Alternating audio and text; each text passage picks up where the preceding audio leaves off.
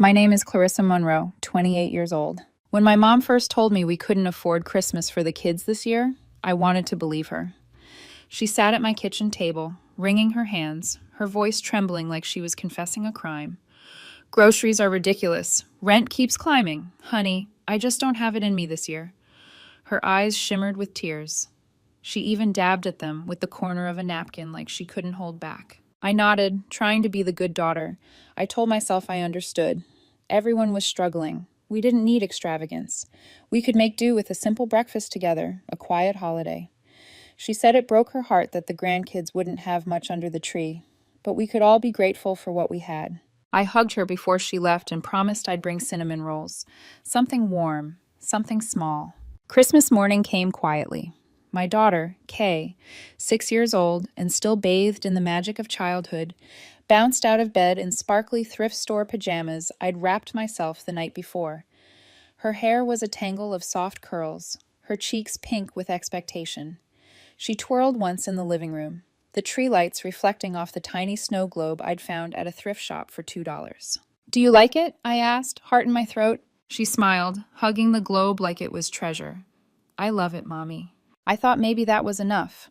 Maybe simplicity could heal disappointment. Maybe gratitude could stretch far enough to cover the gaps. She didn't whine, didn't pout, just smiled in her new pajamas and set the snow globe on the table like it was priceless. For a moment, I let myself breathe. Then I made the mistake of opening Facebook. The first thing that hit me was noise. A live video autoplayed, the volume blaring before I could stop it. Laughter, screaming, the crackle of a fireplace. My stomach tightened before my brain even caught up. It was my mom's living room, not mine, hers, the same living room she'd cried in, saying she couldn't afford Christmas. Except here, it was glowing.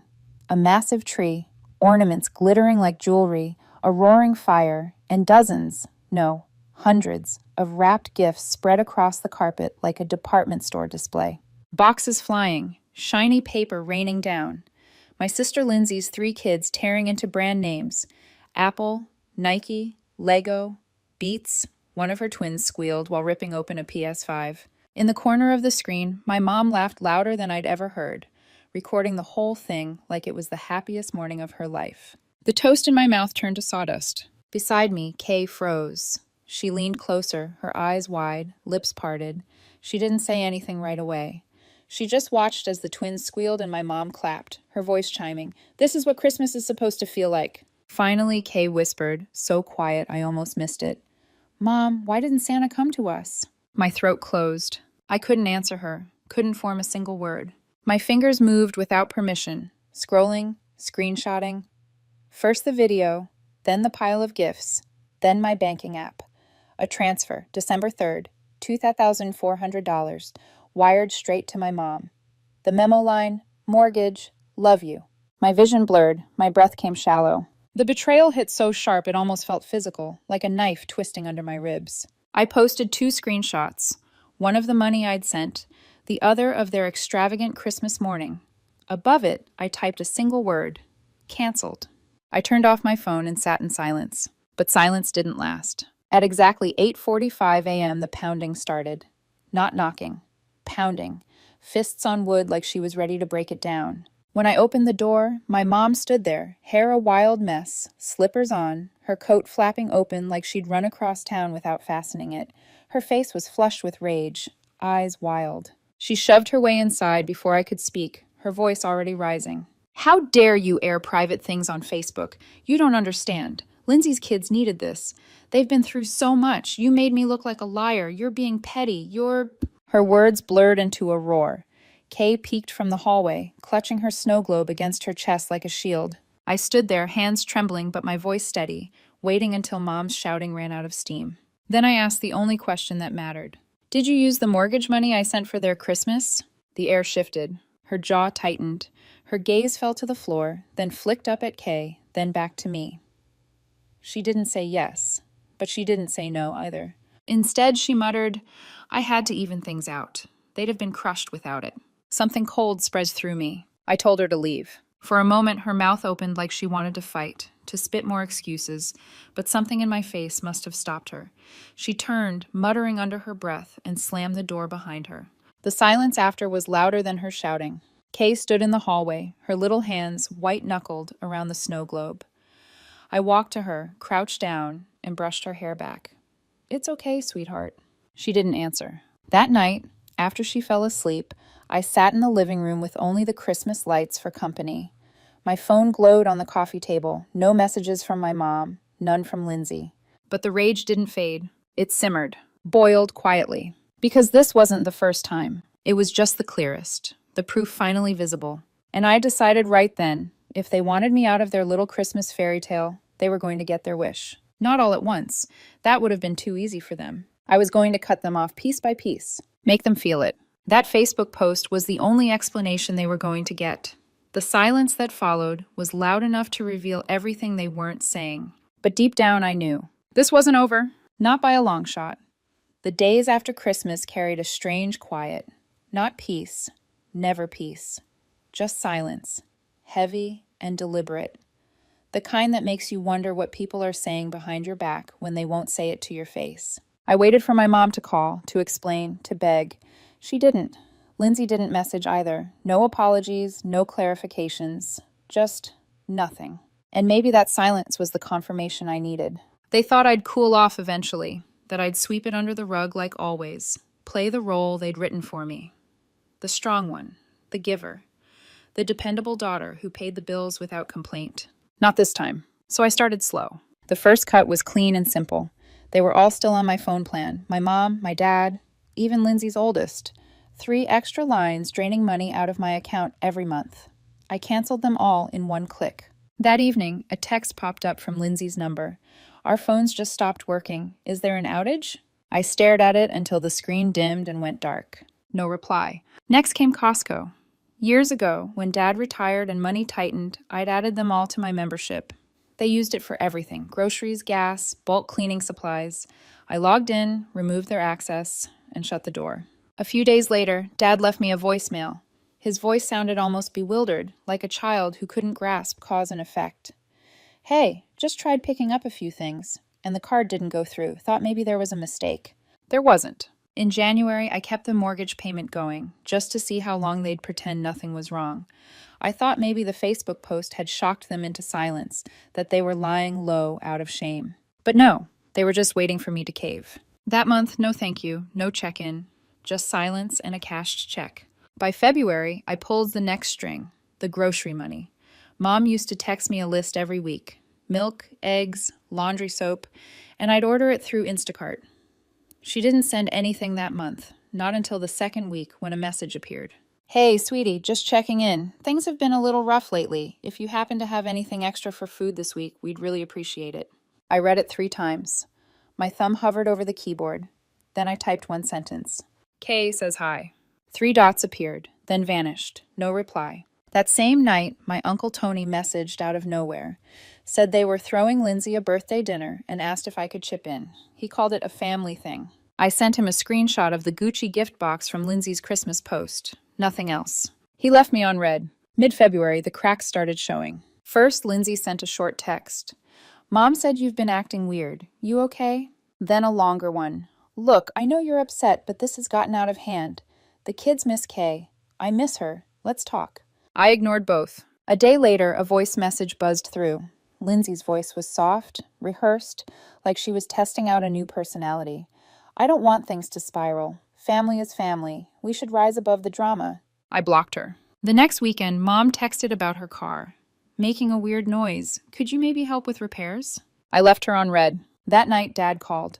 I almost didn't pick up, but something told me to answer. At first, his tone was calm, measured.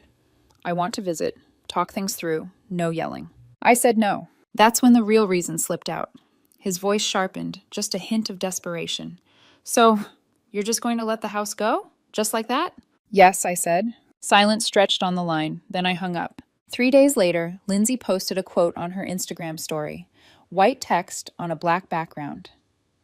"Cutting people off doesn't make you heartless. It makes you honest." I almost laughed. They were trying to paint themselves as the victims, as if I hadn't been the one feeding their lives for years. By March, things went quiet again. A silence so thick it felt like a trap. No calls, no texts, no birthday invitations, no guilt-laden requests, just absence. But silence doesn't always mean peace. Sometimes it means planning. I could feel it in my bones. They weren't done. And then Easter came. I hadn't planned anything big. Just a small backyard egg hunt for Kay, a basket with chocolates, a few plastic eggs filled with jelly beans. She didn't need grand gestures, just laughter, a little sugar, and the thrill of finding an egg in the grass. We were sitting on the porch painting eggs when her iPad pinged. She rarely got messages. Her contacts list was locked down tight. Me, her teacher, 2 cousins. I wiped my hands, walked over, and glanced at the screen. It was a video from my mom. I clicked. And there it was again. Lindsay's kids, holding up giant Easter baskets stuffed with branded toys, gift cards, even cash. Behind the camera, my mom's voice rang out, syrupy and triumphant. "You guys better thank the Easter Bunny. This is what love looks like." One of the twins looked up and asked, "Are we going to see Kay?" And my mom answered, clear as a bell, "No, not this year. Her mommy's being difficult again." I froze. Kay had been watching over my shoulder. She didn't cry. She didn't say a word. She just stood up, carried her little paintbrush inside, and closed her bedroom door without asking. That broke me, not because of what Mom said, but because of how quietly my daughter accepted it. Like she already knew. Like she had expected it. That night, I opened my laptop, logged into the mortgage account, and canceled the recurring payment. No warning, no explanation. Let them figure it out when the bill came due. I called a locksmith the next morning and changed the locks on my house, just in case. Because I knew now. This wasn't about money anymore. It was about control, and I was done giving it to them. By April, the silence had turned into something darker. It wasn't absence anymore. It was calculation. The kind of quiet that hums with menace, like a storm pressing against closed windows.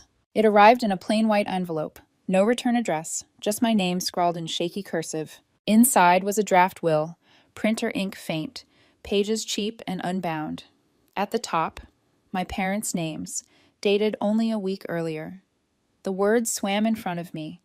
We, being of sound mind, leave our home, belongings, and all financial assets to our daughter Lindsay, who has remained faithful and supportive through our final years. No inheritance is to be given to our daughter Clarissa, who has chosen to separate herself from this family. Taped to the front was a yellow post-it, 4 words in my mother's unmistakable handwriting. You made your choice. My hands went cold. It wasn't the will itself that gutted me. I didn't care about their house or their belongings, most of which I had paid for anyway. It was the message. They were rewriting the story, casting me as the selfish daughter, the betrayer. I slid the pages into a drawer and poured a glass of wine, but my stomach churned long after midnight. 2 days later, the whispers started. Emails from people I hadn't spoken to in years. Old coworkers, acquaintances, even a high school friend. "Hey, just checking in. Your mom mentioned you've been going through a rough patch. Hope you're okay. Lindsay told me you've been acting different. If you need to talk, I'm here." Piece by piece, they were constructing a narrative. Not just to me, to the world. And it worked, at least at first. People pitied them. Reached out to me cautiously, like I was fragile, unstable, exactly how my family wanted me to look. Then came the flyer. Kay came home from art class with it folded into her backpack. A church food drive, innocent enough. But attached to it was a sticky note. God doesn't turn his back on family. Maybe you shouldn't either. My blood ran hot. I called the community center. The receptionist hesitated, then told me they'd already had complaints about a woman loitering in the parking lot 3 afternoons in a row. Said she claimed she was waiting for her granddaughter. They were reviewing security footage. I didn't need to see it. I already knew who it was. That night, a new Facebook account appeared in my inbox.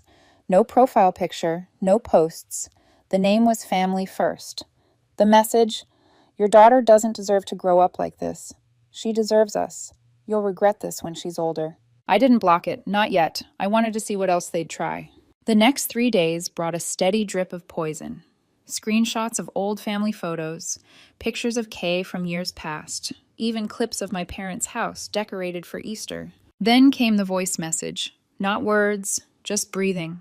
Slow, heavy, gravel crunching underfoot. They wanted to rattle me, but something in me had shifted. I wasn't scared anymore. I was documenting. I opened a Google Doc and began a ledger. Dates, times, screenshots, every message, every photo. I even snapped pictures of the flyer, the sticky note, the fake will. If they wanted to play games, I'd build a record strong enough to choke them with. But even walls of evidence can't stop a chill when it crawls up your spine. So I called my cousin, Tara.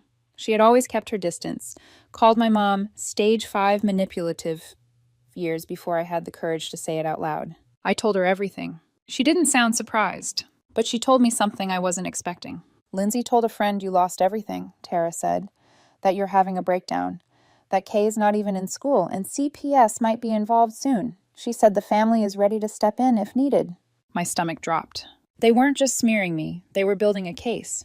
A fake one, but dangerous all the same. Then Tara added, my friend's a paralegal. She saw that will. If they actually mailed it knowing it's fake, that's not just manipulation. That's fraud. That's legally traceable. For the first time in months, I felt something shift, a flicker of power. This wasn't just toxic anymore. This was criminal. The next day, I booked an appointment with a family lawyer. I walked into his office with a binder full of printouts, voice memos, screenshots.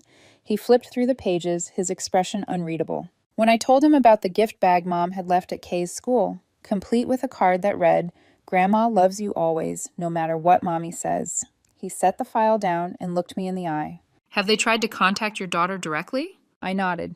Yes, videos, messages, that bag, even drafts saved in her old tablet. He didn't hesitate. You're going to want a restraining order, not just for you, for your daughter. And if they escalate, we escalate legally. I walked out of that office lighter than I'd felt in years. For once, I wasn't reacting. I was protecting. A week later, the papers were filed. I didn't tell my family. Let the court system deliver the message. The day the notice arrived, my mom left a 2-minute voicemail. Her voice cracked with tears, rambling about how I was punishing them for loving Kay too much. We only wanted her to know we're still here. You're poisoning her against us. Then she said something that froze my blood. She asked about us, Clarissa. She misses us. She said she doesn't understand why you're doing this. But she hadn't. Not once. Kay had adjusted with grace, sleeping better, laughing more, drawing pictures of superheroes with sparkly markers. She had never once mentioned missing them. They were lying, using my daughter's voice as a weapon. That night, I sat across from Kay at the dinner table. Between bites of macaroni, I asked casually, do you ever miss Christmas at Grandma's? She shrugged. It was loud, and they didn't like my doll. That was it. No heartbreak, no longing. I kissed the top of her head and decided right then, whatever my family was planning, they weren't going to get near her again. Because now I wasn't just withdrawing. I was severing. The restraining order was supposed to be the end, a legal wall they couldn't climb. But people like my family don't respect walls. They chip at them, test the edges, look for cracks. The first crack came on a Monday morning. Nothing unusual. Cartoons humming in the background. Kay singing to herself while I packed her lunch. My phone buzzed once, then again, 6 times in half an hour, all from blocked numbers. I ignored them. Then a text slipped through, using a third-party app to bypass the block. The name flashed across my screen like a ghost. Lindsay. Her message was short. She's going to hate you when she's older. We would have given her everything. You took that away. I set the phone down without answering. Later that afternoon, the school called. The secretary's voice was uneasy. Hi, Clarissa. Someone came in asking to pick up Kay. She claimed to be your mother, said there was an emergency. When we asked for ID, she said it was in the car and left. I froze. They checked the cameras. A woman in a baseball cap and sunglasses. The build, the walk. I didn't need confirmation. It was her. That same hour, I called my lawyer, then the police. Attempted custodial interference. Violation of the restraining order. We added it to the file. That was the last time they tried in person, but they weren't done. They just shifted tactics. One evening, while helping Kay adjust her old drawing tablet, I stumbled across drafts saved in the Notes app. Not drawings. Messages. Hi, sweetheart. We miss you so much. Santa kept your presents here. Don't worry. Mommy doesn't let us talk to you, but we still love you. You can write back anytime. It'll be our little secret. They hadn't sent them, just saved them in drafts, waiting for her to find them. Worse, there were uploads to the cloud. Old photos of her bedroom at my parents' house. Voice memos saying, "We love you, Kay. We're still here." I turned to her, heart hammering. "Have you seen these?" She nodded once, eyes cast down. "I didn't tell you, because I didn't want you to feel bad." She had been protecting me. That broke something in me. That night, I boxed the tablet, wiped it clean, and bought her a new one, locked down tighter than Fort Knox. I changed every account, every password. Then I sat her down. I didn't give her the ugly details, but I told her the truth. Sometimes people, even people who say they love us, don't make safe choices. We're not mad. We're just done. She studied me for a second, then asked, "So they're not coming back?" I swallowed. "No, not anymore." She didn't cry. She smiled. "Can we bake cookies this weekend?" "Yes, baby, we can." That night, another burner message arrived. A string of numbers for a username. The message, "She'll never forgive you." I typed one word in reply, "Enough." Then I blocked it, deleted the app, and handed every piece of evidence to my lawyer. It's been 4 months now. No more calls, no more strange letters or half-baked guilt trips. They still try to poke through, a forwarded message here, a rumor whispered there. A former coworker told me my mom was saying I was emotionally abusing Kay, that they were praying for her to be rescued. But none of it reaches me anymore, because I shut every door. And this time I locked them. Kay is happy. She laughs freely now. She draws little comics where she's a superhero with laser eyes and a psychic puppy who eats bad guys. Sometimes when she's drifting to sleep, she whispers, "I'm glad it's just us." Me too. They thought my giving made me weak, that my sacrifices meant they could take and take, rewriting me as the villain when I finally said no. What they didn't realize was that the moment I stopped giving, I became unstoppable. No more. And I meant it.